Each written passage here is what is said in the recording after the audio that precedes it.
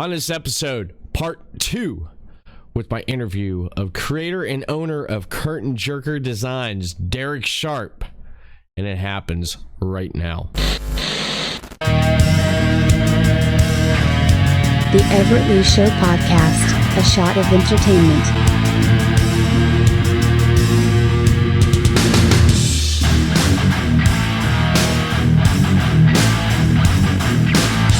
Yeah, and I got a couple other non-wrestling things, a couple different podcasts. I had at one point a comic book store that had 3 different locations, but he had a lot of in-store signings before COVID hit. So some of my work got seen, or at least seen enough to get passed by WWE officials. Because what he would do is he would have, like, he had Matt Riddle and Roman Reigns in the store, and Nice. sometimes, so I would do custom 8x10s, so that if someone came by to see them and didn't have something to get signed, he would give them the custom 8x10. Nice. So all the marketing we did for the event and the 8x10 had to get approved by WWE. So I'm in the radar. It's That's good. And I've done some stuff for Impact on the back end. I did 2 different tours for House of Hardcore with Tommy Dreamer. He did 2 big Australian tours. I did all the marketing for that. I ran their Twitter account. And this was so many years back. It was when they still had the Young Bucks on the show and stuff. So those guys were super popular. I got to work with all those guys. But, like I said, I pinch myself every morning. A lot of people do their on Thanksgiving, I'm blessed for this. And, on their holidays, I'm blessed for that. And honestly, I'm just lucky to not only be able to have the clients, but still have fun. And it's not to say I don't have headaches. Like I said, when I got to cram 35 people onto a flyer, and I'm like, Jesus, everybody and their mom does not need to be on this thing.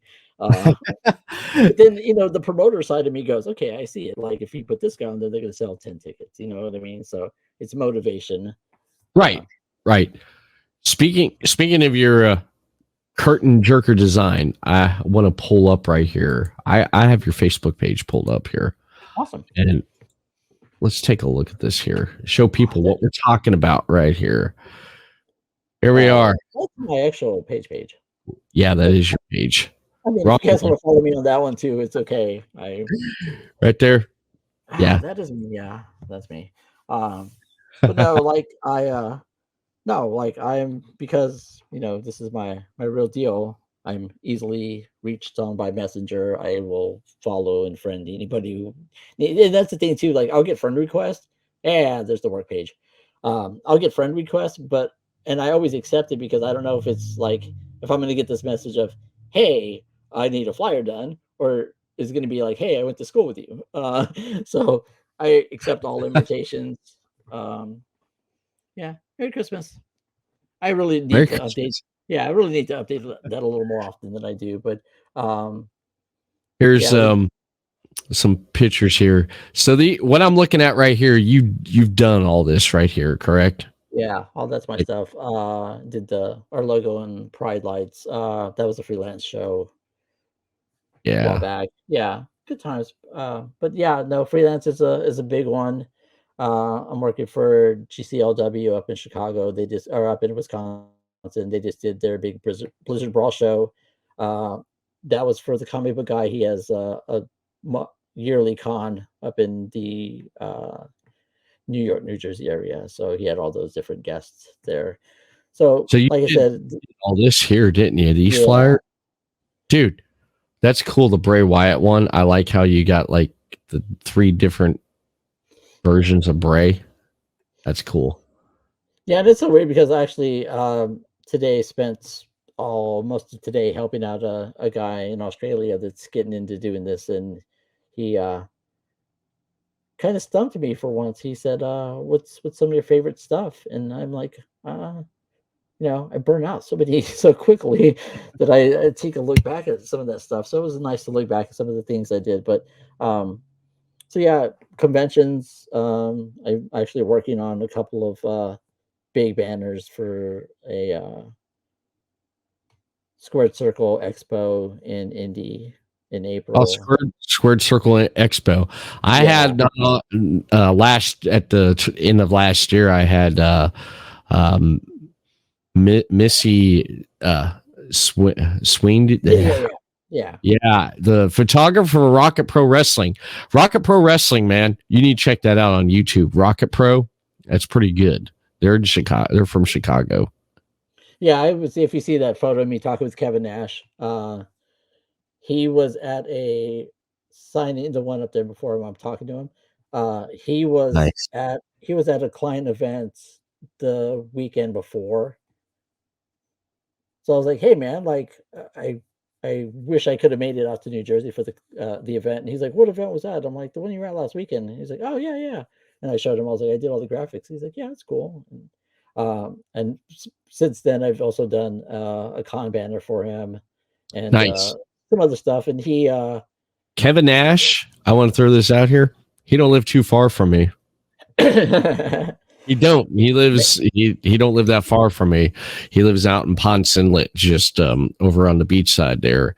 Just like it's like 30, 20 minutes away, But well, that's he definitely does not leave the house without some kind of form of payment.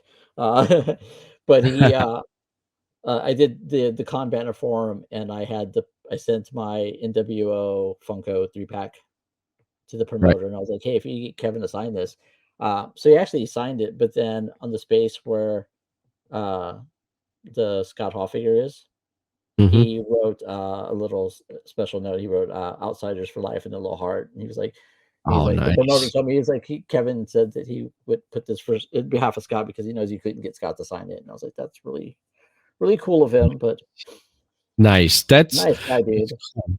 That was cool him to do that, man. But yeah, no, it's just like you said, man. I don't take anything for granted, and it's a weird way of how things worked out and how things are getting into it. But I see a lot of this stuff from 2020. Like I said, I got to update the Facebook a bit more, but super active on You're so Instagram. updated, man. Super yeah, Your I've been too resume. busy, man. You're too. You can. Hey, you can hire. You ever thought about hiring someone to run your Facebook page? Yes, Yeah. that position is available. Also, a second person um, right now, and it's not even a control thing. It's not where I'm like, I don't want to give up the reins to, not work with somebody. It's a couple of things. Pro wrestling is a very quick thing. Changes, a somebody cancels, somebody gets hurt. Up until the day of the show, I've had adjustments have to be made to the card. So the turnaround is like this. It's hey, here's all the info, here's the pictures. I need this back in 2 days. Or I get a message, and it used to be super bad. I've gotten better at things, but I'd get a message at 3 in the morning. Hey, like I need this by 6, and I'm like, okay. So for people to understand that, that's the turnaround and the speed things need to be is going to take a really special person. I'm not going to lie. I did all these Warrior wrestling shows. They had some lineups there. Uh, Tessa Blanchard and Pentagon and Mick Foley was on a couple of those and stuff like that. But Yeah. I've seen. one to turn around. Frank the Clown, such an asshole. Frank the Clown, man, I can't stand him in freelance. His character's so good. He does a great job of He making, does. He's good. He's good, man.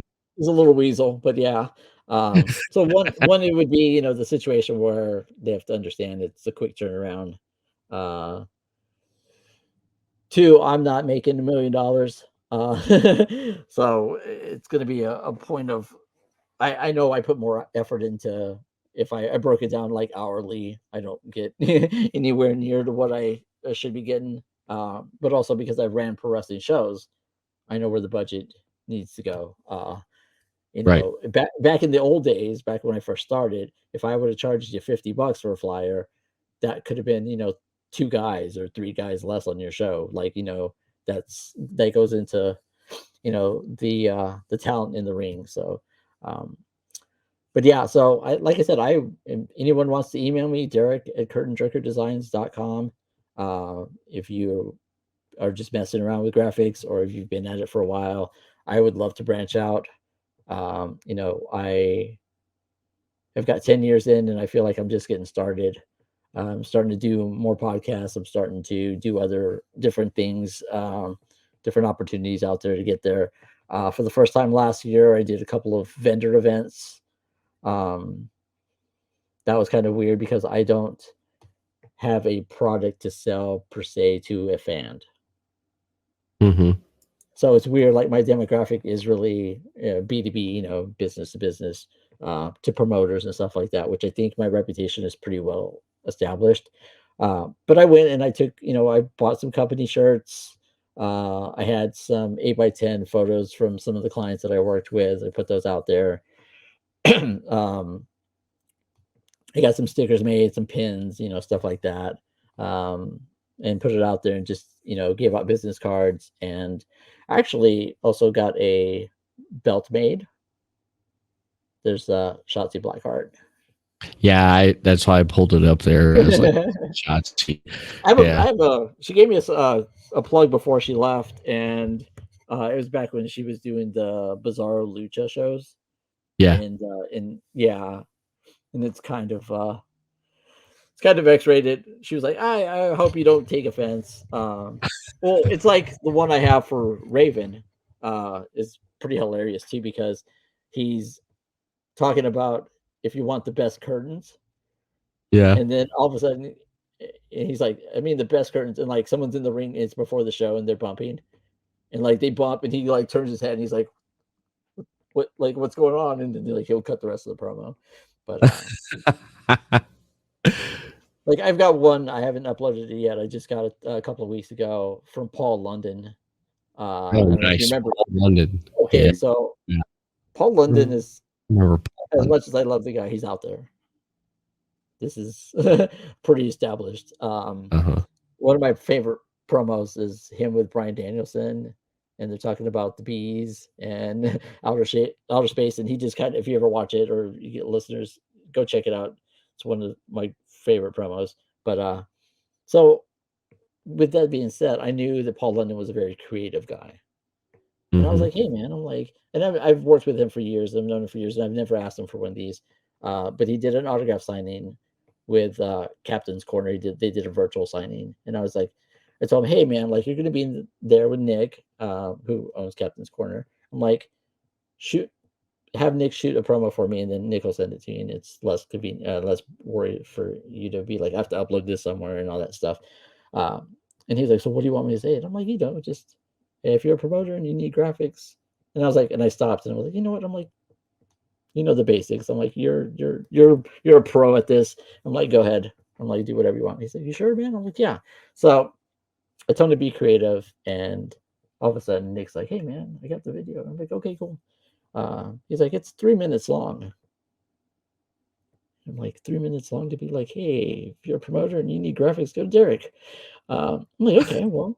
And then as this thing's coming to me, and it's so big of a file that like he couldn't email it me, and he couldn't message it to me, he couldn't text me, anything like that. So he sent it through a web transfer deal. And as this is coming in, I get a message from Paul London on Twitter, and he's like, hey man, he's like, so I think we went kind of long. I was like, no, dude, it's cool. And so I finally get the video and I play it, and he starts off like really well. Like, hey, this is Paul London, and then midway through, I don't know if you've ever watched the Sylvester Stallone movie Over the Top. Yeah. So he manages to veer off from, hey, like if you're a promoter, like you need top-notch graphics, whatever it is, to breaking down the synopsis of Over the Top. And I'm just like, okay, well, I fucking love this guy. First of all, like this is great. And then at the end, he ties it all up, and he's like, so if you need graphics that are over the top for your next pro wrestling show, hit up Derek Designs. And I'm like, wow, like how the fuck did he just tied it all together? I'm like, wow. So I messaged him back. I was, dude, this is fucking amazing. He's like, damn. I was like, you sure? I'm like, yeah, no, this is perfect. Damn. Yeah, That's nuts, man. That's like, nuts. I'm like, how did he tie? Because I was like, okay, he veered off left. I'm like, this is never gonna. He's like, if you're trying to show your kid you love and you're doing this arm wrestling thing, I'm like, where's he going with this? And then he's like, get over the top graphics by going with curtain jerker designs. I'm like, wow. I love that guy. That's creative. I got to say that's creative. Yeah. To do that there, that is amazing. I like that. I like it. That's great, man. I'm gonna upload that here soon, and I'll make sure to send you a link and have your listeners check it out because it's just the greatest thing ever. And I'm just like, that's awesome. But yeah, man, just like really blessed, and it's if you have enough drive in you, you can wiggle your way into the door and make things happen. yeah. I want to throw this out here because I think you hit me up on Facebook and you're like, hey, because I notice your designs and stuff. I do stuff for podcasting and everything. Yeah. And I do get get a lot of people who hit me up. And I'm optimistic because I've had people hit me up before. Had this one guy, I got to throw this out here. I had this one guy hit me up, wanting to come on. He sent me an email and he was wanting to, it was right after I started Podcast City Network. Okay. He wanted to do an interview with me. He wanted to come on and talk about this comic book that he created, this new type of comic book called some kind of like superhero friends type deal. Okay. But the superheroes were like inspirational, like different inspirational themes or something. I don't know what. So he sent me a link to his stuff and I'm like, all right, cool. This is cool. All right. I'm going to try to get him on. So I set up a day and a time for him. I looked through his social and I'm like, he hasn't updated his social in about 2 years. Ooh. How is he still relevant? So the day of it came. I'm like, all right. I sat here, got everything all set up, ready to go. I messaged him. I hit him up. I emailed him, messaged him, ready to go. Waited. I sat here for an hour, and I was I'm done. So I took everything off. I didn't hear nothing from him. And last year, out of the blue, this guy hits me up out of nowhere, and he's like, "Hey, I'm ready to do this interview." I'm like, "That was 4 years ago. You hit me up 4 years later, or no, 3 years later, and you're wanting to do an interview?" I'm like, no. He even emailed back and said, "I'm still up to doing an interview." And I'm like, I was like, no, I'm not, going to do this. And one of the guys that I was, co-owner with for Podcast City Network said, maybe you should, give it another opportunity. I'm like, whatever. So I was like, all right. So I told him a day and a time. Okay. Didn't hear nothing back. And again, I sat up, everything. Waited again, nothing. I'm like, forget this. And then like 2 months later, he hits me up. "Oh, sorry, I just got your message. That was I don't come to this Facebook Messenger or profile and stuff. I use this other one." I'm like, really? 2 months ago? Really? It takes you 2 months to reply? I'm like, forget it. So I was like, done. But I've had people like message me and like, hey, I do I've had people for like podcasting, I can promote your podcast. This person over in India. It reminds me of, you ever saw Transformers? Remember when they're in the desert in Transformers, the Michael Bay one, where they're in the desert and he's trying to make a call and he had to call and he gets a hold of that person that's in India, this person lives out in India and you want to promote my podcast by giving you money? No, not going to happen. Then I've had people, same thing, graphic design. They're out in India and he won't send you money to make me a design. No, I just saw what you've been doing. I saw that you had Misty on, and I was like, you know what? I'm like, if I know, because I ran a podcast, a couple episodes, couple interviews. It's actually on my YouTube channel.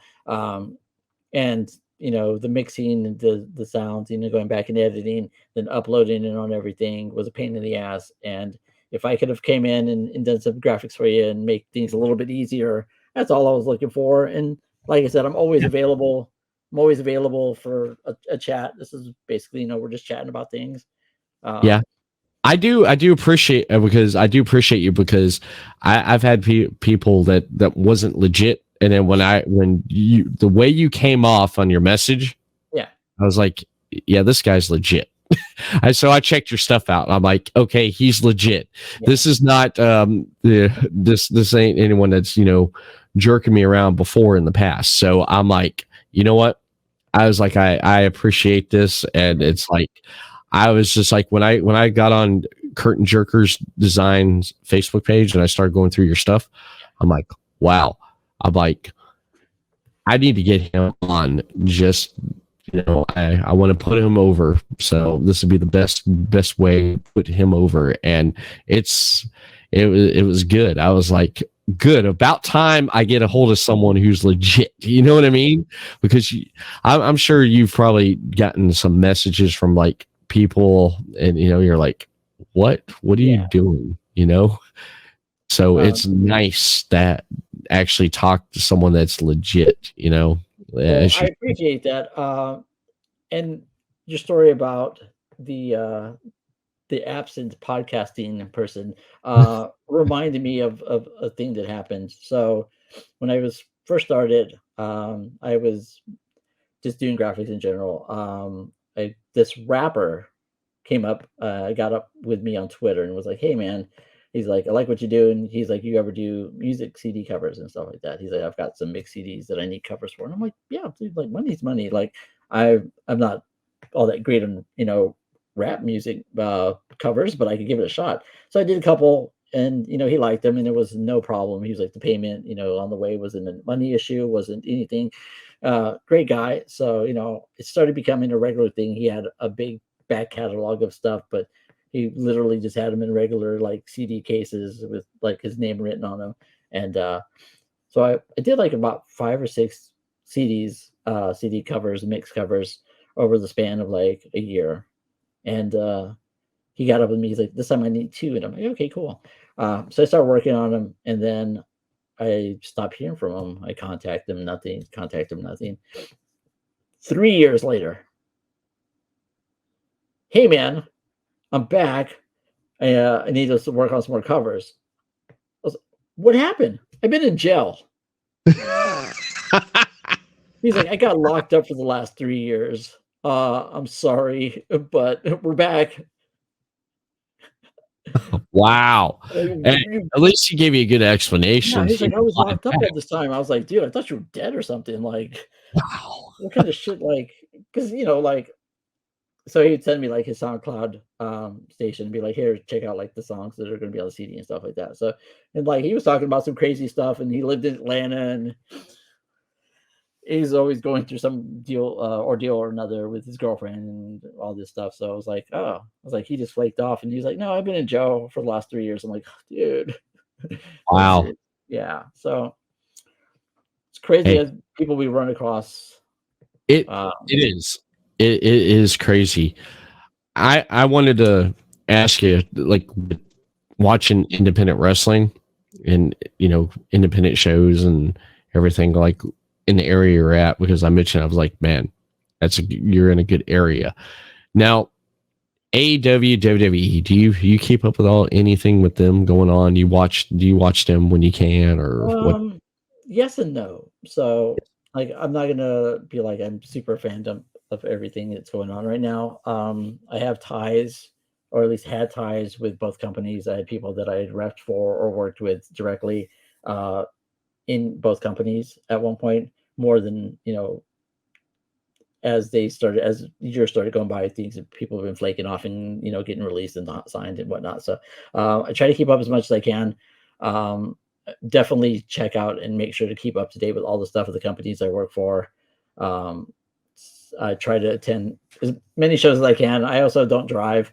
During the reffing days, right towards the end, we had an accident. The driver fell asleep at the wheel, and Ooh. if it wasn't for the fact that I was passenger,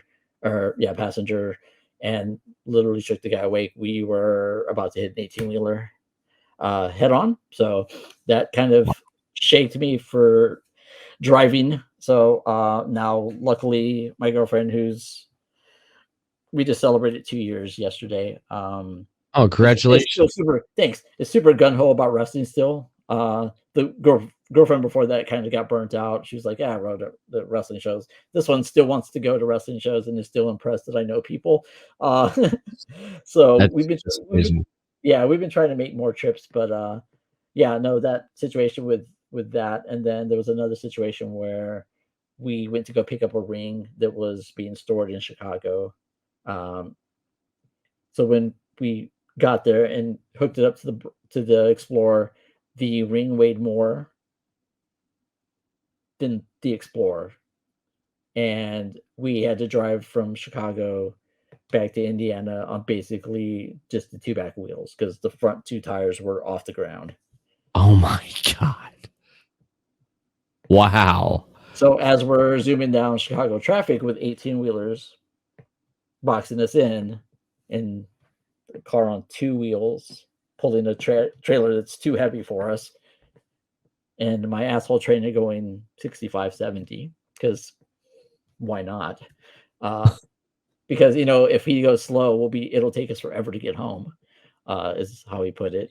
Um, yeah, a little bit of PTSD there. Just not gonna lie, just a little bit after that, I was like, yeah, we're not gonna make it. I'm just like looking, going, yeah, we're not gonna make it. But um, I try to watch as much. I also have one friend that'll be like, "Hey, did you see what happened on SmackDown?" And then I'll go back and I'll check it out. Or, "Hey, did you see this or see that?" But um, it and it's also it took me a while. When I was reffing, we went to a couple of WWE shows and pay-per-views, and I was so in that train of thought of knowing what's going on and watching the little things, and I kind of ruined it for myself there for a while. Um, Right. you know, watching a match and going, well, that's not like, yeah, it's 5 minutes in, and it's probably going to go 10 to 12, and it's going to kick out. And we went to Over the Edge and in Detroit. It was the one where like all the things were speedometers. Yeah. Yeah, it No, was like the race car one. Yeah, something like that. yeah. We went to it, and it was my two friends, me, and then his girlfriend, and she was like a total just a regular fan and whatnot, didn't understand too much of it. So as I'm sitting there, and guys go for covers and like kick out, and I'm like calling spots and doing all this. She looks at me and she's like, "How do you know what's going on?" And I'm like, "I just don't. I wish I could shut it down." Nowadays, now that I'm not so much in it, I can watch a show and enjoy it for what it is. But also, I'm Right. very much like you. Still, I'm looking at production value. I'm looking at camera angles. And then, like I said, I'm looking to see what my friends are doing. And making sure like their stuff's good and whatnot.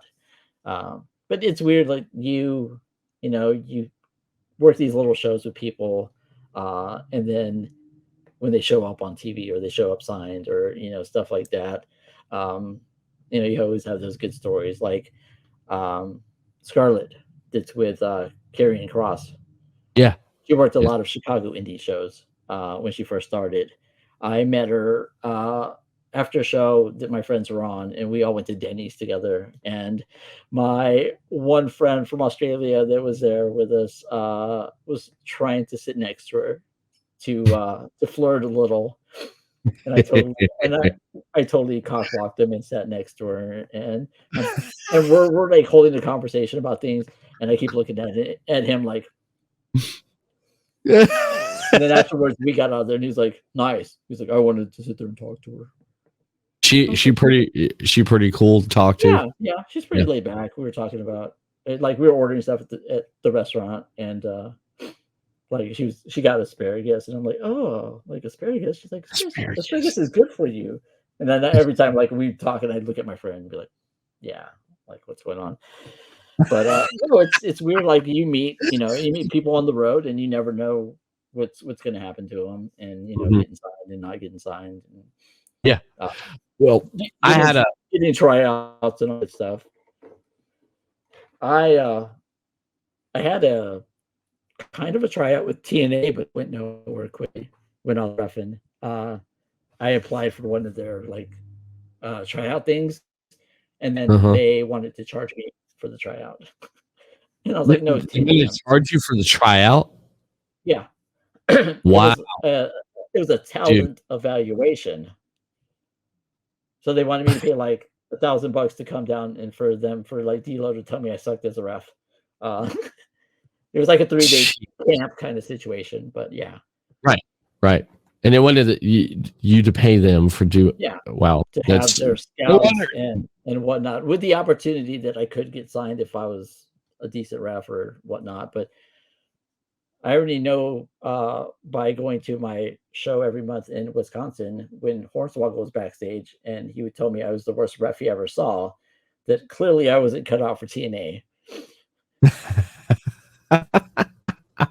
So, hey, Bruce City Wrestling, right? Yeah, Bruce City Wrestling in Chicago, in Wisconsin, was one of the companies he worked for before he got signed. And from now and then he would pop into the shows. The first time he popped in, I was in the ring and I blew a spot as a ref. And I came through the curtain and he was like, you're the worst fucking ref ever. I'm like, thanks. Thanks. I know I messed up. Sorry, my bad. And a couple of months later, he showed up and he saw me walk through the curtain and he goes like, you still have a job here? I'm like, yes, I still have a job here. Thanks, man. Like, little asshole. My friends are like, was he giving you advice and shit? And I'm like, no, he was like, you're a shitty ref. And I'm like, I could have told him that. Like, I never said I was a good ref. Like, I refed. Hey, at least you know what? You're like, okay, yeah, you own up to it. You own up to it. It's like he could have been like, hey, maybe if you did this. Yeah. Kind of. Wow. I did have from time to time, I had a couple of different wrestlers tell me that they didn't think I was going to be a halfway decent ref because I was friends with the promoter. They were like, we just thought the promoter was like, here, you can be a ref because you're my friend. Get in there. So wow. I take that as a compliment. They're like, you're not bad. You're not. I just thought, you're the promoter's friend. So, and I'm sure you've seen situations where guys shouldn't be in the position they are because they're friends with people they happen to be in spots. Well, I've seen CFWE had a referee, and when I'm editing matches, there was 2 referees. Now, one of them I talked to, and he was cool. I was like, look, man, I'm like, I appreciate what you're doing out there, being a ref. Yeah. But quit getting in my damn shots. I was like, you make my editing a nightmare. And he was like, okay. He worked with me, which was good. And he's like, all right, where's your camera guy at? I'm like, here's where the camera guy is going to be, roaming cam. And he goes like, all right, I'll try to, And he's like, if I get in his way, I'm sorry. I'm like, all right, I can live with that. I'm not going to die over this. This other guy, I telling him, dude, quit getting in my shots. He would show up when he wasn't reffing a match on the card. He'd be back there and he'd be trying to get back where I'm at and looking to see how I'm doing stuff. And he's like, oh, you're using that? Well, when you use it for this, you can do this with it. And I was looking at him, and I said this in front of the promoter one day, and I didn't know the promoter was sitting right behind me because I'm sitting there. We're dual monitors. Yeah. Some of the boys came from the locker room, and they're right there behind me. And I didn't realize because I'm so focused on what I'm doing. I'm watching this. So he comes right up. Same thing. Just, hey, yeah, you do. And I turned and I looked at him and I said, And I'm trying to do a job right here, because what I'm doing is I'm doing post production at the same time. Where when I had two cameras, I go back and forth, and I'm listening to commentary at the same time. And if they're missing something, I'm feeding them something too, like to throw in there, the mention, and they like that. Here he comes over and he's talking loud, and I'm sitting there this, and I just turned and look at him, and I said, I'm trying to do a job here. I said, you know what? If you want to do this, go right ahead. I said, give me the stripes. I'll go out there on a ref, and I'll be a better ref than you. He turned around and he took off, and then all of a sudden I heard the promoter behind me go, "Damn, Denver, you fucking just made my day." And I was like, oh shoot. And I was like, oh shoot, I'm in trouble now. And he basically said, wow. He's like, you've been hanging around me too long now. I said, yeah, I guess so. he just ate it. He thought it was funny. Yeah. But he said to me, he goes, you don't want him back here, do you? I said, no. He says, I'll take care of it. Yep. The guy never did come back in there. He never did bother me. And this guy would show up on the shows and stuff and just show up. He hear about the show. He'd show up with the stripes. He'd say, hey, I'm ready. What are you doing? We got enough referees. We don't, we got 8 matches on the card. We got 3 referees. We don't need 4. Yeah. And this guy, one of the videos, one of the commentary guys that was also the booker, he made a comment. He's like, he's the only guy I know that show up at a wrestling show wearing a turtleneck in 100-degree weather. Still funny, man. But yeah, definitely.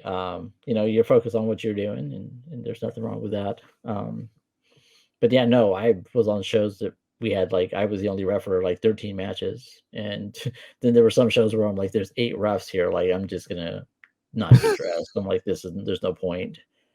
But, yeah, a bunch of refs one day, and I was just like, oh. And then there was one ref that got kind of shitty because, like, I got the big named match, the better match, because the guy that was facing him was like, I want you to ref my match. I'm like, okay, cool. So then the other ref got shitty, and he was like, I'm the head ref here. And I'm like, what? Like, it's not an argument. These guys want me to ref they feel more comfortable getting in the ring, right? Whatnot. And but I've like at Adrenaline CFWE, mm-hmm. The booker, he'd be like, hey, I want you for this. He'd split it up. He's like, you got this match and this match. Yeah, you got this and this match, and you got this match. Okay. And, they do their thing. It's like, okay. But yeah, that's, man, it's like, what are you trying to prove? Going up to someone and you just like, oh, I'm supposed to have that. It's like, it got to a point where those last couple of shows, I just had enough of that guy, because like he was a good guy sometimes, but 2 refs, so he would just literally show up for the show to ref, and I was on the other hand where I had all these different ends with a group of people, the radio show, the flyers, the website, that it was maybe a little bit more favoritism, but they preferred me to be in certain matches and do certain things. And one time we had Marty Jannetty booked on a show. It was actually, he was there for the weekend, which that guy's just crazy. But so Friday night we did a show with him in South Bend, and they did a stipulation where it was a big 6-man tag, and if Marty's team won, Marty got a title match after the match with the promoter, booker, champion, because that's the way it always goes, afterwards. So Marty's team won, and Marty got the one-on-one for the belt, and Marty won. Right. So the next day, Marty shows up at the venue, and he's got the belt, and the other ref's like, when he won the belt. And I was like, yeah, I ref the title match in South Bend last night. And he's like, what? So Marty was like, you're a decent ref. I want you to ref my stuff for Saturday. I'm like, okay, cool. So the other ref goes to the promoter and hands him $200, and he goes, I want to ref Marty's match. Damn, man. And Try to under. He didn't charge him. He flat out put $200 in the promoter's hand and goes, I want that match. Wow. And and the promoter comes to me and he's like, hey man, I gotta take you off the Marty match. I'm like, did I piss you off? Like, I'm not, arguing, but I'm like, Marty kind of said, and he's like, Cupcake, because that's what we called him. He's like, Cupcake gave me $200. I'm like, you're shitting me. And he's like, no. And he pulled out, he's like, he gave me $200. I don't want the match. And I'm like, geez, like, middle school shit. Like, seriously, like, no. Yeah, I'm like, what? Like, he went and tattled to his mom. Like, I want that match. Like, don't that blow your mind sometimes about it's the drama and the crybaby, of wrestling, and I want a belt. It's a prop. A belt's a prop. That's all it is. Huh? I said, I have a belt. You have a belt. Yeah, hold on. Not. Oh, you got it right there. Okay. All right. Camera's freezing up a little bit. Okay. Cool.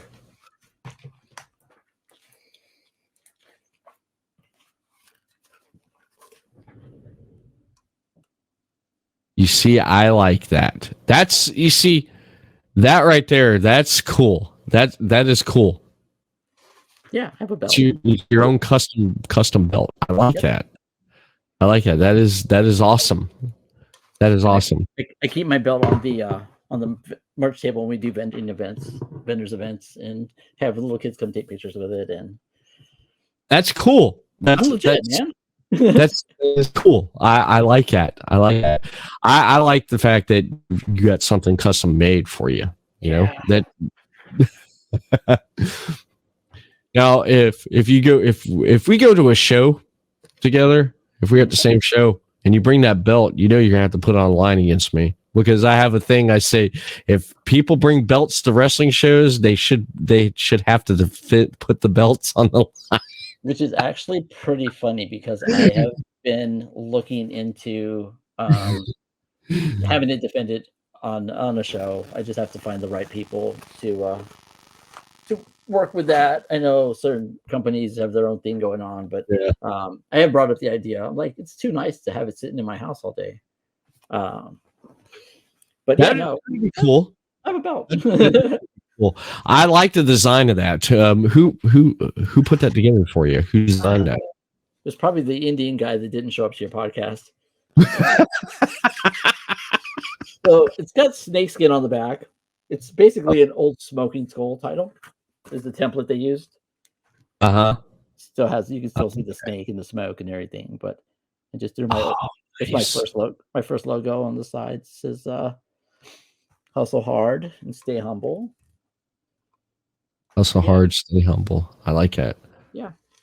But no, I just figured it'd be a cool thing to have on the merch table. People come pick it up and take pictures. And then if you saw my personal page, I don't know if you want to pull it up or not, but I got it right here. I got both.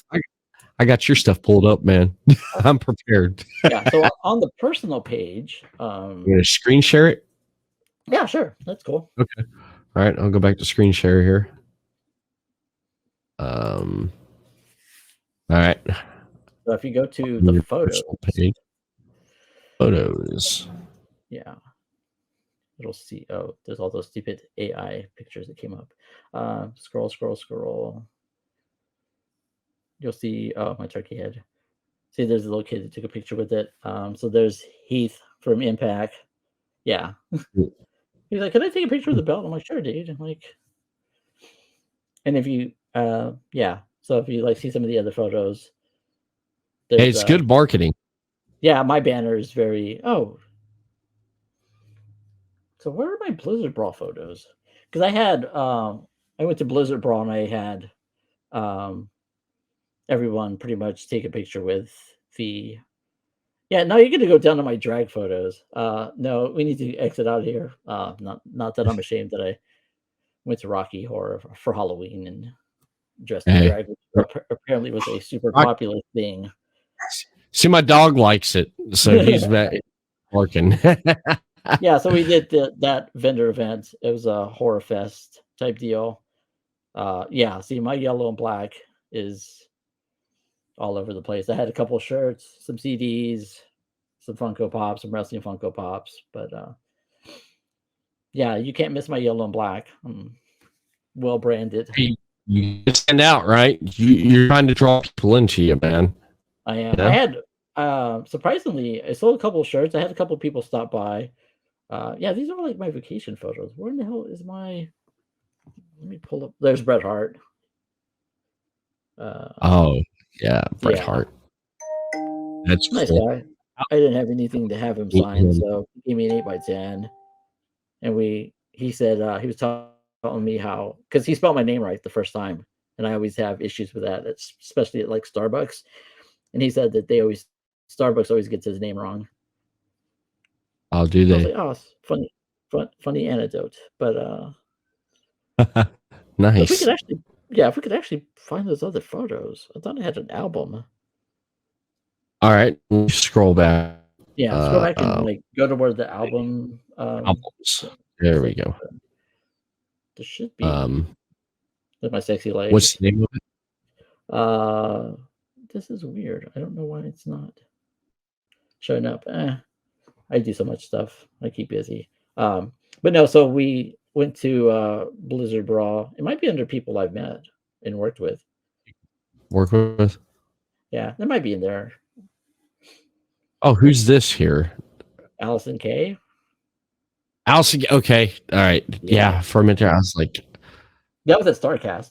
So it was kind of weird. Like I went to StarCast with a friend of mine that's an Australian wrestler.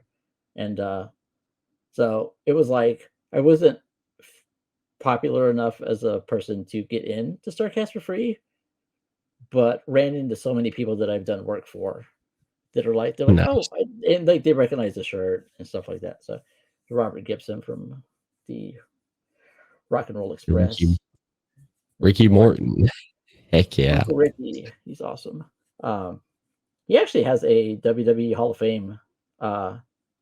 Kevin Thorne, who I've wound up working with a bunch now. Kevin Thorne, I remember him, man. Bears players. But no, Buff Bagwell, Shane Douglas. The Shane Douglas show is the one where I had to do play-by-play. Colt Cabana, when I booked him first. There's the ref. Who's this? Shug Dunkerton. But yeah, me as a ref. It's fun times, man.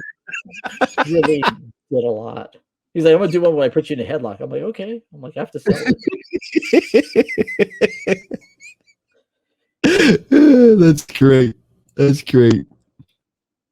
Yeah, man. Like I said, I really gotten to work with there's Shaw Guerrero, Eddie's daughter, when she was in FCW. My friend had his tryout. Davey Richards, like 2011, dude. That's like such old back days. Yeah, he was a pain in the ass. We get a call from him at like 3:00 in the morning. See, there's the show with Demolition. There's the middle of nowhere. I think we have matching haircuts. Yeah, we do. That's about as much face paint as he's gonna put on for 10 people. Nice. Jimmy Jacobs. So that show that I told you I wound up booking. Right here? No, the one with Kong. So Awesome Kong, that me and the orange shirt. So we canceled Rosie, and they were like, we got Kong coming from TNA, and I was like, that's not coming out of my payroll. And he's like, no, we paid separately for her. So I ended up making a couple of bucks. There's me and Neidhart. Nice. Neidhart. Yeah. So it's hilarious. Like he was main event, we ref the match, and then we got dressed, and the restaurant was downstairs from the venue. And I was like, hey man, can I take a picture? And he looked at me, he's like, who are you? I'm like, the ref. He's like, oh yeah, sure. Like, God damn it! I just left your match like 10 minutes ago, dude. Heidenreich. Heidenreich was trying to have us get him booked.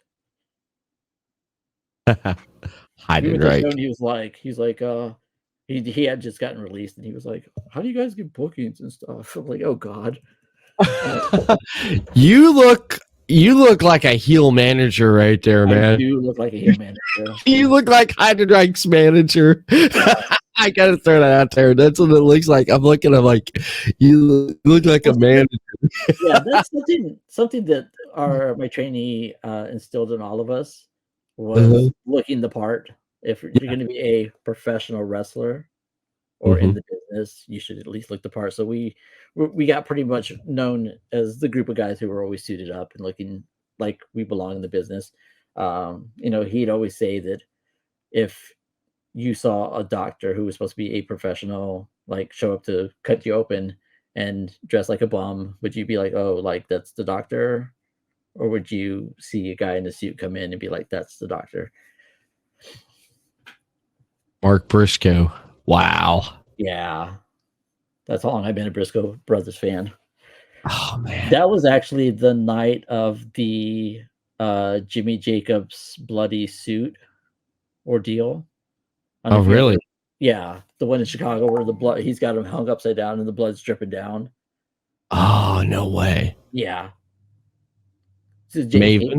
Jay came out and Mark was like still being stitched up. But Goldberg, Rosie, Trish Stratus. Yeah. Wow. I hung out with Booker T for like 6 hours. He did a signing in the middle of like the worst part of town in San Antonio, and me and my brother showed up. Booker T, this one where it says, "Can you dig it, sucker?" Oh yeah. So like we got there and it was like in the shittiest part of town, and I was like, "Is this the right place?" And he pulled up in a limo, and that's the actual WCW title. And we just sat there for like half an hour and we just talked and we grocery shopping and came back and he was still just sitting there. And I'm like, "Hey man, like it's an easy payday, but hey, Kevin Nash. Yeah, again. Yeah, did he he didn't remember you back then, did he? I don't think he remembers what's going on now. Like I'm a fan of his podcast. I don't know if you've checked it out. With Sean Oliver. Yeah. I like it. I like when he was talking about the episode when he was talking about the movies he was in. Yeah. And when he was talking about being Super Shredder for Ninja Turtles 2 movie, I thought that was pretty cool. I did. I liked his what do you call it? His impression of what the hell his name is, the famous actor. Damn. The old guy. There's a lot of old guys. My mind's going blank. He did an impression of him, like from the that one Brad Pitt movie. I was dying laughing. Anthony Hopkins. Yeah, that was great when he did that. Trish Stratus. How's meeting her? She's pretty cool. That's the only person that I've ever been like I just was like, Jesus, I can't say anything. I was at a loss for words. Sable and Mark Mero was pretty cool. They were cool. Oh, cool. Sable and Mark Mero. That was a shit show of an event. So when I lived in Texas still, they had this event and it was like Brian Knobs and I didn't get the picture with Piper, but Piper was there and Dusty and like it was these old timers and like we showed up and Dusty. Oh hell yeah. And so we showed up in like an hour early and like they were unloading the ring and we're like, we're gonna go get some food and come back. And we came back closer to when doors opened and there was a sign on the door that says that the event had been canceled. And basically what happened was they didn't sell enough tickets, but they said that the ring didn't show up, but instead they would be doing a meet and greet with people. This is the first Rob Van Dam time I met him. Backstage. Nice. My Kango hat because I'm cool. But no, so they did this big meet and greet. And as you can see in the picture with Dusty, I've got a Triple H shirt on. Yeah. So as I'm going to take my photo with Piper, he grabs me and puts me in the headlock, and he's like, "You're wearing the wrong shirt, kid." And it's the only wrestling shirt I had. I was like, plus, I didn't know I was gonna meet anybody. I thought I was gonna just be cheering for wrestling. I was like, yeah, the ring's not there. We saw you unload the ring like 2 hours ago. Like, and then those are some of the newer ones, Warrior Wrestling shows that I did some marketing for. Britt Baker. She's a fan. She is. Yeah, she follows me on Instagram. Oh, nice. I'm actually getting ready to send her one of our yellow shirts. Cool. Yeah, cool. She's getting a new PO box, so she's like, "Let me get this PO box situation settled, and you can send me your shirts." Nice. I tell you, man, she had a hell of a year for 2022, man. She had a great year. She had a great year. She did. Oh, Thunder Rosa is short. She's cool. She had the NWA women's title with her. So like I was she was talking to somebody and I was looking at it at the table and I was like, wow, I picked up it's a really cool belt because they have like the picture in the middle of the champ. So I was like, that's pretty cool. And then she came over and since then, like I've put her on a million different freelance posters. Nice. She used to work for them quite often. So yeah, no, to see the Hurricane, Rosie Goldberg, Maven, Trish Stratus was an FYE in-store signing event. That happened in Chicago.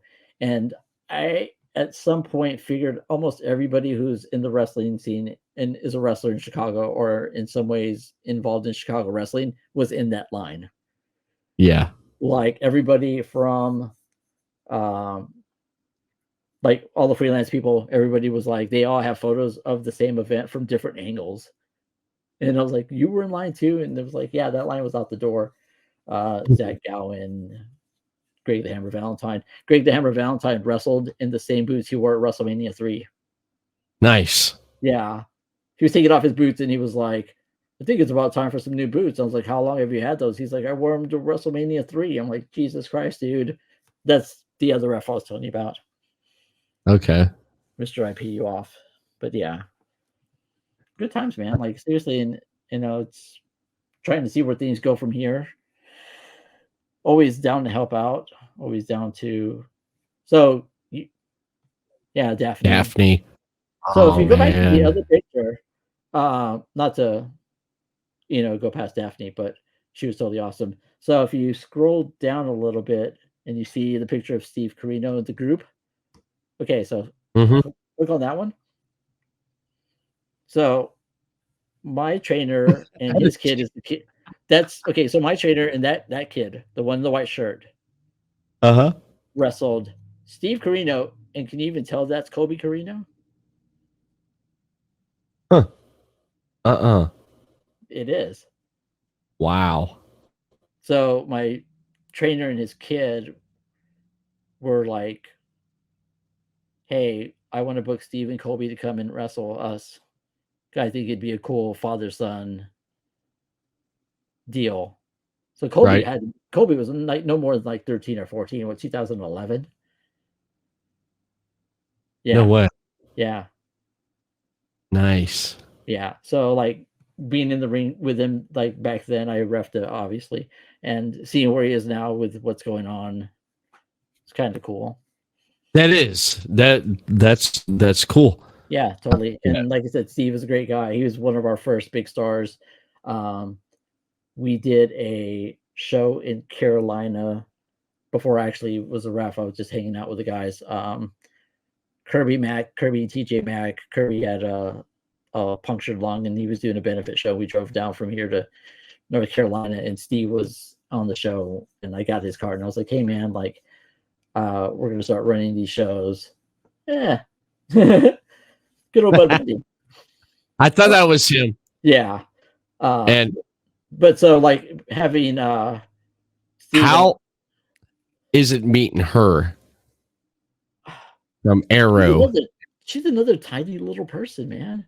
Hey, Orlando MegaCon 2016, Derek. I went there and I met what was it, the co-host from the Flash, or the coach from the Flash. Yeah. Barry's sidekick. Mm-hmm. I met him. He was pretty cool. And you know who was also there? What's her name? Kate Cassidy. She was there. She is tiny, dude. Yeah, I expected her to be like a little bit buffer because she's like, action stuff they do on the show. And I'm like, I looked at her, I'm like, okay, you're kind of a little tiny little thing. How do you say her name? Katie? Yeah. Katie Lutz. Yeah. How was she? How was it talking with her? Was she pretty cool? Yeah, she's pretty cool. It was really like no one there, like around, and this was back in 2015, so like there was no one there. Yeah. No one came up there to talk to her, get autographs. It was pretty empty, man. It was pretty empty. Damn, that's man. Even Bud Bundy's line wasn't all that really all that busy. So I don't think we're even in the right photo album, but like I've actually came pretty close to CM Punk and Stephen Amell. I was going to ask you, being in the area you've been in, you've not run into CM Punk? No. The thing was I mean, you can just go to the overall general photos. I don't care if we want to look at them. So they did I don't know if you've seen any of the episodes of Heels, the Stephen Amell show about wrestling. Yes. Okay, Heels is great.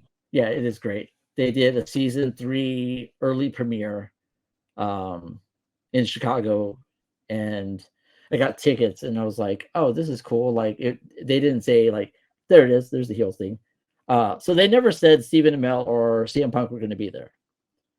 They said it was going to be the writer, the director, and then the guy that plays his dad. Mm-hmm. And then all of a sudden, like, they came out. And it was totally cool because it was like an early premiere. The episode wasn't out yet. They gave us like free popcorn and drinks. And like, I sat right in the front, and literally they're like, oh yeah, by the way, Stephen Amell's here and CM Punk. And I was like, oh, nice. Cool. Yeah, it was a good time. But and then they gave us Heels hats. So cool. With my Uber. Cool. I got out of there so late. Yeah, there's the Duffy League hat. WL. Oh, nice. The Duffy Wrestling League hat. Hell yeah. Awesome. I'm trying to save it because I want to go to a con and get Stephen Amell to sign it. So I haven't worn it yet. I heard that their situation with season 2. Season 2's done. It's the production, like companies. There's something up in the air right now with the production companies on who has the rights and where it's going to be shown. But it can be shown anytime, but it's really can't because of the fact that it's there's some situations going on. But other than that, I can't wait for season 2 to come out. I like to see where the story goes next. Yeah, totally. But yeah, that was an opening kind of a cool thing because like they showed up and I was like, oh, okay. Was an unannounced situation, and then obviously there were the super fans that had we went to the Quick Stop and to see the Rocky statue because huge Kevin. See, that's the thing. I don't see the album with my Kevin Smith stuff or Warrior Wrestling. I paid out the wahoo to meet them all, which actually got some pictures with maybe if you go back to like the all photos situation. I don't want to pull up maybe I'll pull it up. Derek's photos, maybe tag photos. No, Derek photos. Yeah, and scroll through all this crap because the Kevin Smith stuff's been down towards the bottom. I have no shame in any of my photos. Like I said, that's I do a lot of stuff. I have a lot of photos. I'm luckily that, like I said, this girlfriend likes to go do things. So we go to the baseball games. There's Big Foley at Freelance. If you nice. Yeah, so he did C2E2 the weekend before, and then went to Freelance. Awesome. I met him. He came down Daytona Beach. He did his comedy tour. I got to see him. I went to that. That was cool. I did some work for that Australian tour, and then I did some stuff when he did the Australian book tour. So I had done stuff for him before, and then I was just like, "Hey, man, Nice. baseball." There's all the Kevin Smith stuff. See, I got the belt. Jay and Silent Bob. Man, I can't believe how much weight he lost. I know. Oh, dude, I lost it when I met him. I like, because I don't know if you've ever been to cons like that, and they just kind of give you 2 seconds to be like, "Hi, bye, photo, out," kind of situation. Yeah.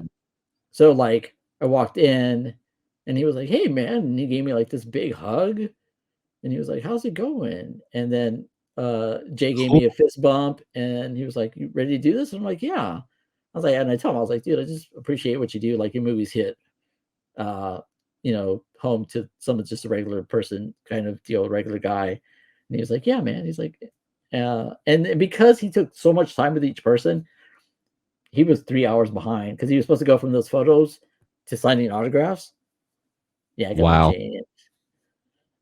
So then like that put a damper on everything because after that they were supposed to do a like podcasting afterwards, and the podcast was supposed to go on at 7, and he didn't get back there until like 9:30. Wow. So yeah, people were a little mad, but I got my my Blunt Man and Crime Hey. 2-pack signed.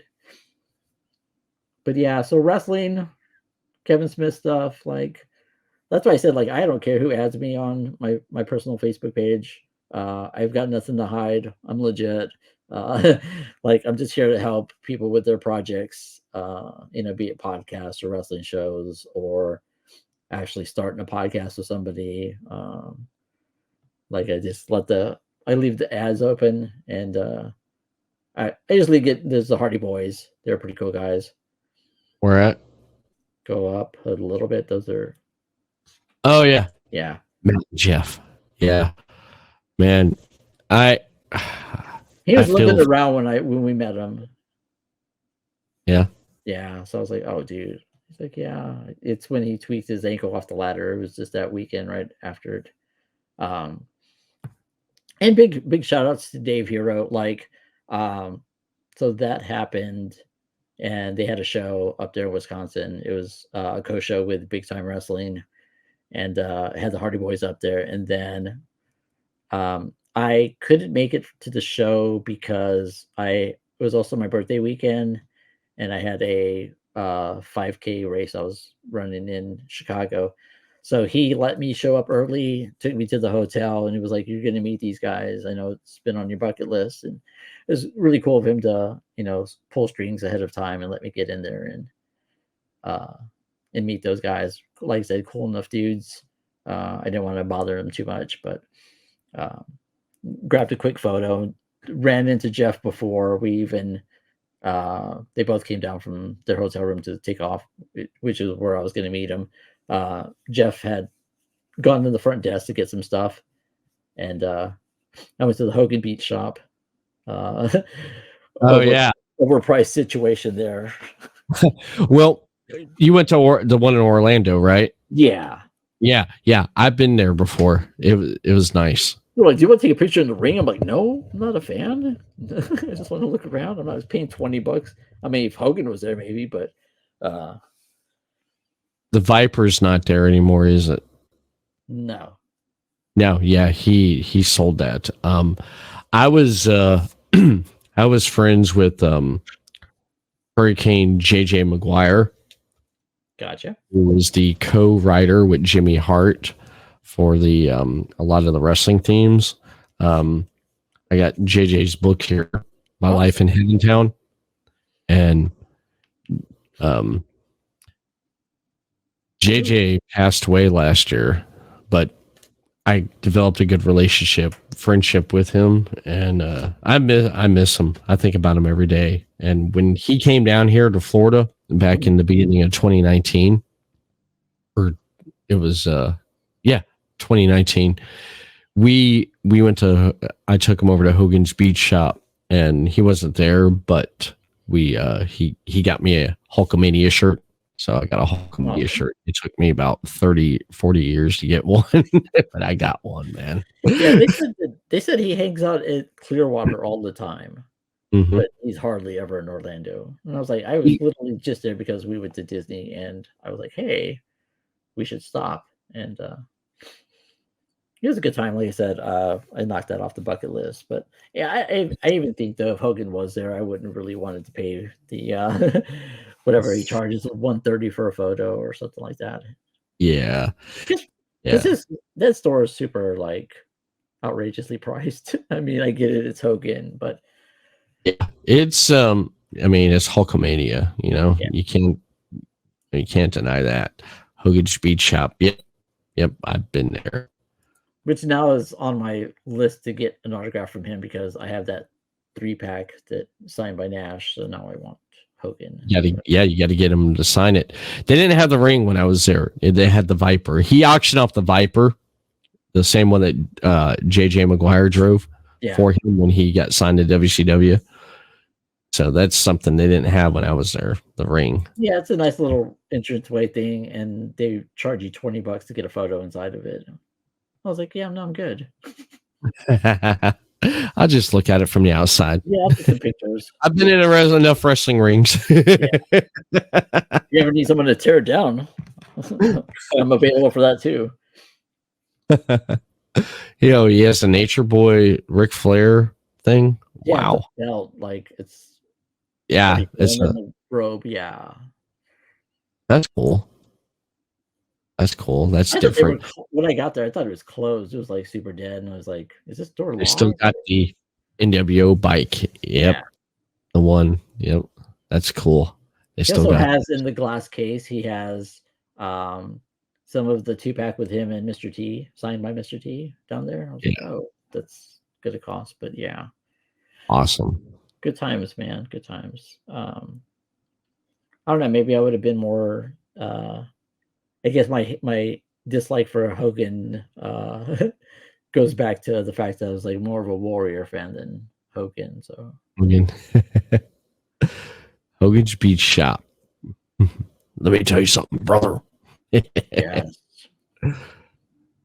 Heck yeah, that is awesome. Hogan's Beach Shop, Orlando. Let me tell you something, brother. But yeah, man, definitely. It's like I said, it was all those years of me growing up as a teenager going, I want to do this, but I'm never going to get a chance to. And then, like I said, moving up here and then, meeting guys that were from up here that went down to wrestle with Shawn Michaels at school and stuff like that. And then, kind of getting secondhand Shawn Michaels wrestling school training, because that's basically what he did was, that training class was just everything he learned without the price tag, because he paid a nice amount to get trained down there, and I paid about a quarter of that. But and Derek, I gotta say, you have lived an amazing life. Like, you've been places and you're doing what you love, and I love the fact that you're able to do what you love, and it's amazing, man. It is. Like, when we were talking at the beginning of the program about like New Year, what like people setting goals and stuff. What do you like 2023? This is just the beginning. What do you see, or where are you going to be going in 2023? What do you have on the horizon? Well, I'm going to break something that no one besides one other person knows about. We will have a mascot being unleashed here soon. I think if all the cards line up right, we will be producing a line of action figures of the mascot. I don't know if it's going to be something as small as this little guy, which is pretty small, or if it's going to be something more along the lines of a Funko Soda. Nice. But branding us more than just my ugly mug Not that I'm trying to hide or, not want to be the face of things, but I think if you think, Disney, Mickey Mouse, something that's going to be synonymous with what we do. I definitely am trying to separate myself from the quote unquote flyer guys. Um, I want people to realize that there's more than just the flyer. Sometimes when I'm designing things, um, I see, I see stuff as, it makes sense. Why am I using a certain color? Why is, this here and that there? Positioning on the flyer and stuff like that. It makes sense to me in the way I see things. People might just be like, "I just pasted guys wherever," and like I said, that's also from those companies that you know want the two guys. And the one company that does it, he's really bad about it, but I don't work with him anymore. Um, he was too cheap to pay for match graphics. Is honestly what it was. So to save cost, he would put the guys that are in the matches next to each other so Mhm. that when the matches got announced over social media, you saw the flyer, you could tell that the two guys that were next to each other are going to have a fight. Yeah. But placing things in becoming more than just the flyer guy. Um, when I worked with the company in Australia that did the House of Hardcore for Tommy Dreamer, I ran their social media page, their Twitter account. I think I want to get into more of doing stuff like that to where I have the trust and being able to do a Twitter account where I can monitor, get paid to run and monitor a page to hit metrics and numbers of, growing it accounts by 1,000 or doing it, being in control of a company's YouTube page where I can, refreshing all the graphics up, use hashtags and marketing stuff, opposed to some companies that just upload the video and don't have time and barely have time to just upload the video. There's missed opportunities in YouTube. Um, it's I have the marketing in the background. The rest of the companies would have the videos to provide content. Um, like I'm trying to grow my YouTube channel, but I don't have. If you look at it, I have the podcast that I did, so 5 episodes of that, and then I have like the celebrity plugs. Uh, it's not really something that people are going to keep coming back to every week. If I took over a wrestling company's YouTube page, I would like go to the show and record, videos, video intros from each of the guys saying, "Hey, this is such and such. Check out our YouTube channel." All that kind of content that's free to do, it's easy to do, and it keeps it going. Um, Starting a program, like you said, where it's a daily or a weekly show that does 3 or 4 videos of matches, some overlay of commentary, to help drive home the point before the next show. There's so many opportunities to do stuff between from one show to the next to build up that draw so that the next show sells out. That'd be through YouTube. I know Instagram TV was a thing for a while. The different outlets and platforms that we have that are all free. Um, Promoters have so much to do in such little time that for them to tackle something on a scale that it needs to be able to make money, to make monetized, like the company I work for, they get really good view numbers on their videos, but only have like 400 subscribers.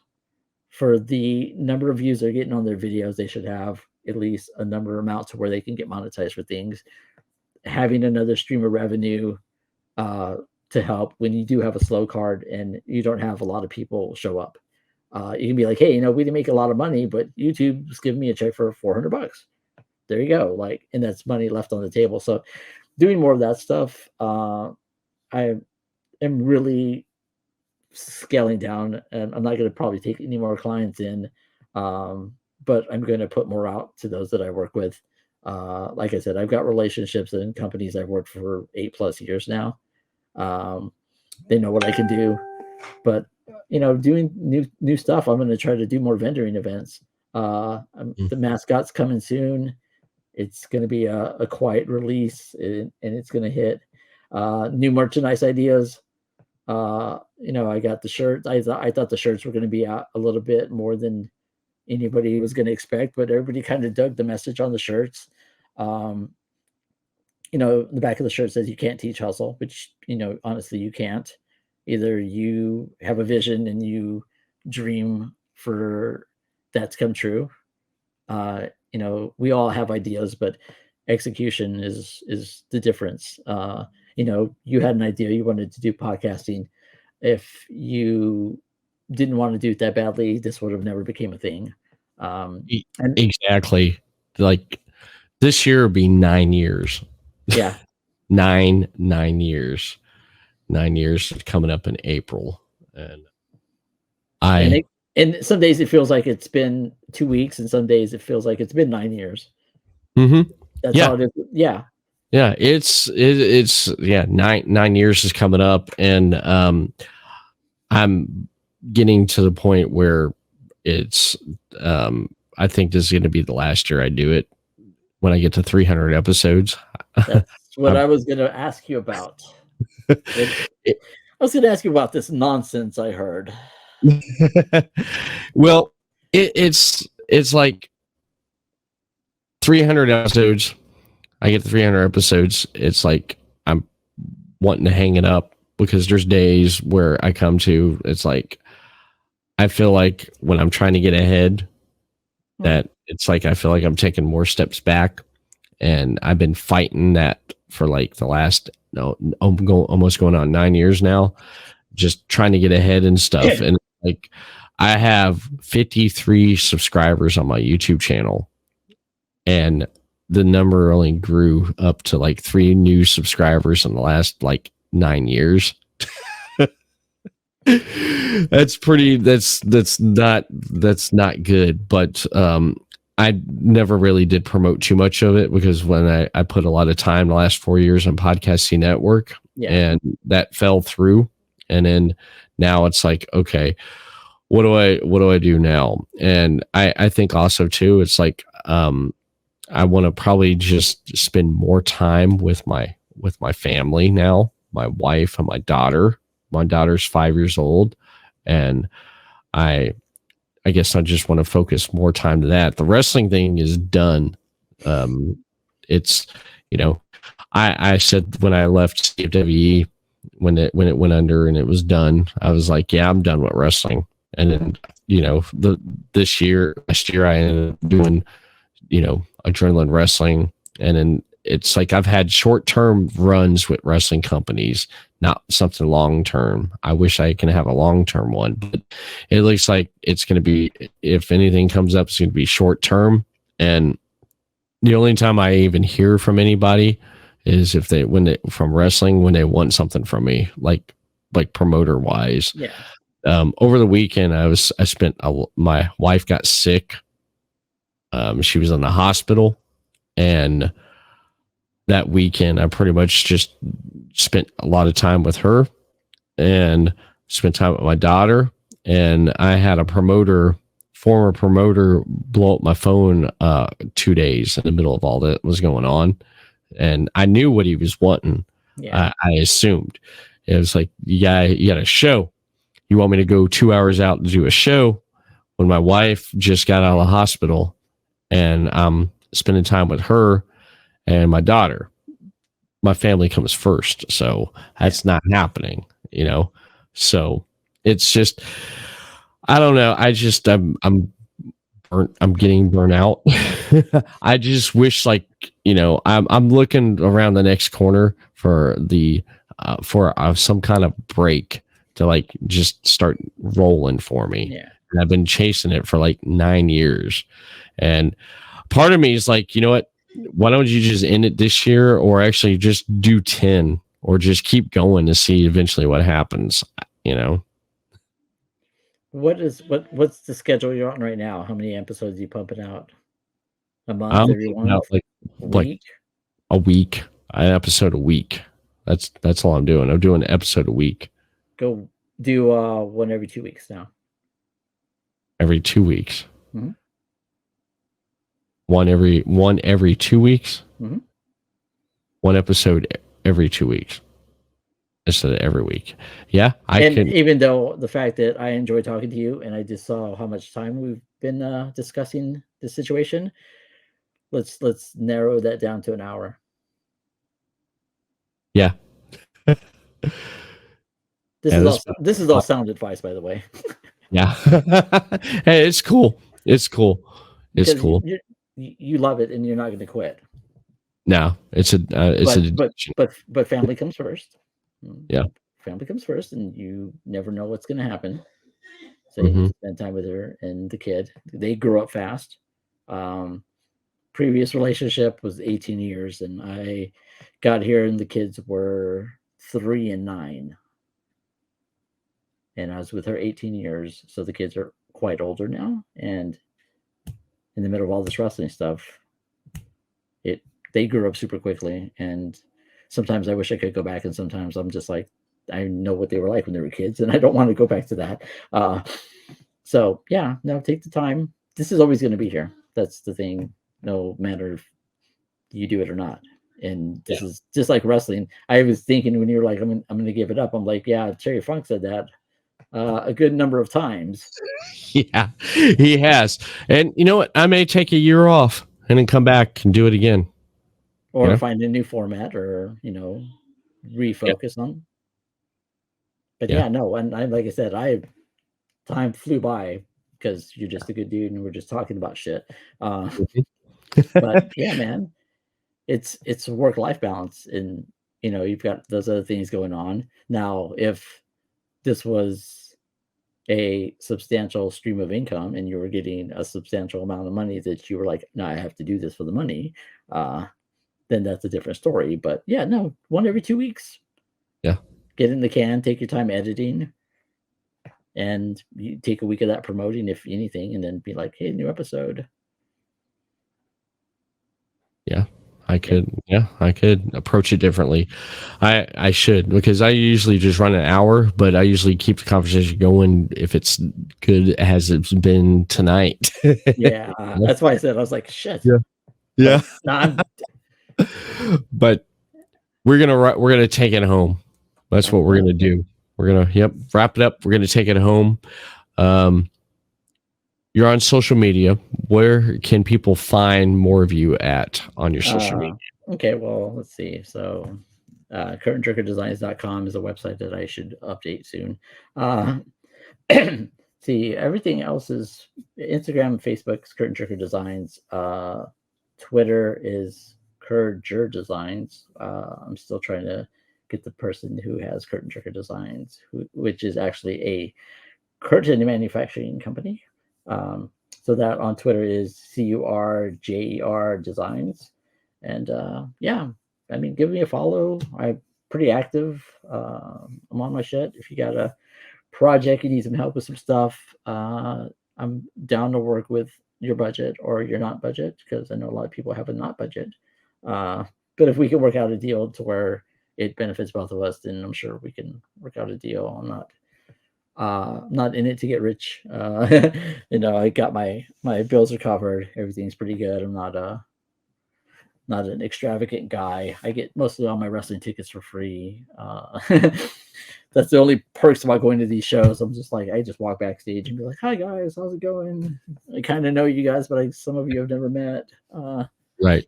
Situation. It's another one too. Like, I did some work for face-to-face wrestling in Georgia, and at the time when they were up, it was co-owned by Heath Slater, and he was in WWE still.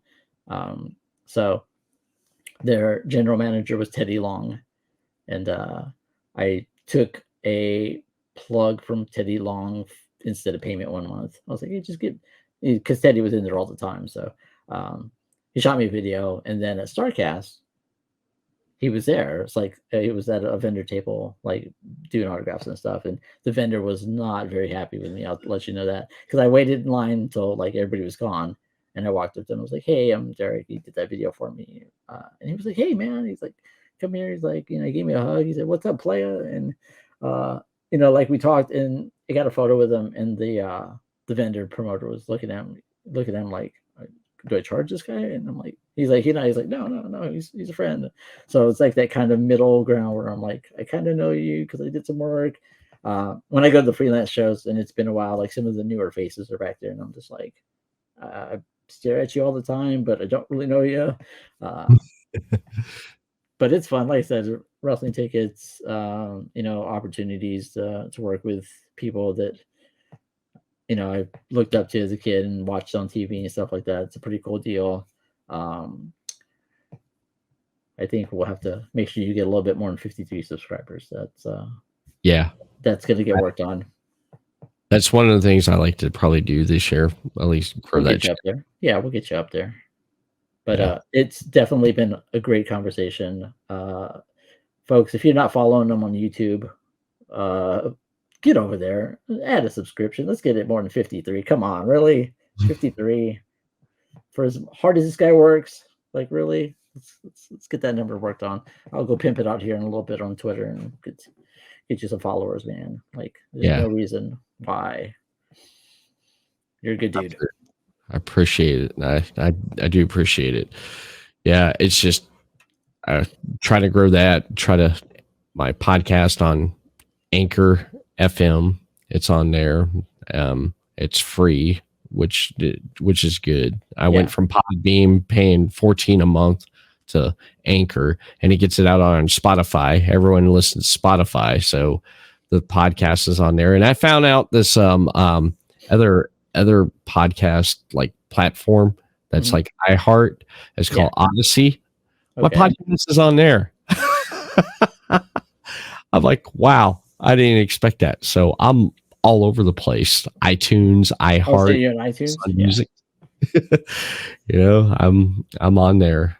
So I was on iTunes for a couple of weeks there. When I dropped the episodes of my podcast, I was like ranked 78 in business for a while, and then it just kind of plummeted. And I'm like, but it's a weird thing because, like, as you know, like trying to come up with people to interview and the people that are going to be interesting enough to make people listen. And that's why I said, like, when I asked you and said, hey, like, if you ever need anybody, like, I think I have a pretty interesting story. I think that anybody who's out there is a fan that wants to try to get into this, not necessarily through the graphics route, but if you're willing to help out, like, not a lot of people are going to be like, no, stop it. Like, if you have a skill set or you have something that you could do, if you're listening to this podcast and you're big and you're a fan of YouTube and you like to mess around with hashtags and all that stuff, you can,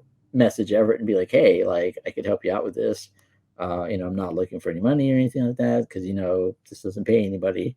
Well, not yet. We're going to work on that this year too. But, he's not going to turn you away. He's not going to be like, no, you can't come help me. Like, I like at least hope. I don't think he's going to. Could be wrong, but yeah, if you have free time, like, that's the way you get into situations. You provide a little value and you do it out of the kindness of your heart because it's something you love. And that's where it's got me. And the doors have opened that I never imagined. And I get to meet people like Everett, and we can talk all night. And maybe your next podcast after 300 is we do a podcast about shit. I don't know. Stephanie McMahon. And that big news. Yeah, I mentioned that before we hit the record button tonight. It was like at the time of this recording, Stephanie McMahon has resigned as co-CEO of WWE, and I'm like, wow. Like this week, Vince squeezed his way in, coming back, being chairman of the board, and then a few days later, his daughter leaves. It's like, wow, you can't write this stuff. You cannot write this stuff, sir. Man. Wow, I'm just shocked and just like, I don't know. I mean, we could talk another like 5 hours about that. I'm just joking.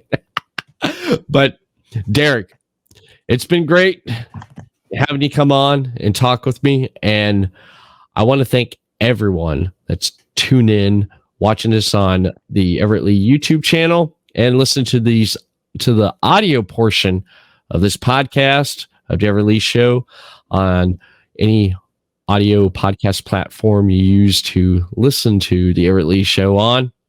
I appreciate it. And let's see what we could do at 2023. Let's make this the year. So definitely. Everyone, give a like and a share and a follow on all the platforms. And the platforms you'll see rolling, you'll hear at the end of this episode. So, everyone, thank you for tuning in and listening. And we'll see you next time for another new episode of The Everett Lee Show. Peace. Peace. Follow The Everett Lee Show on the following social media platforms: Facebook, The Everett Lee Show; Twitter, @The Everett _Lee; Instagram, Everett Lee. Subscribe, follow The Everett Lee Show on the following platforms: Anchor.fm/Everett Lee Show, YouTube, Everett Lee, and Johners Podcast Network, WrestlingWithJohners.com.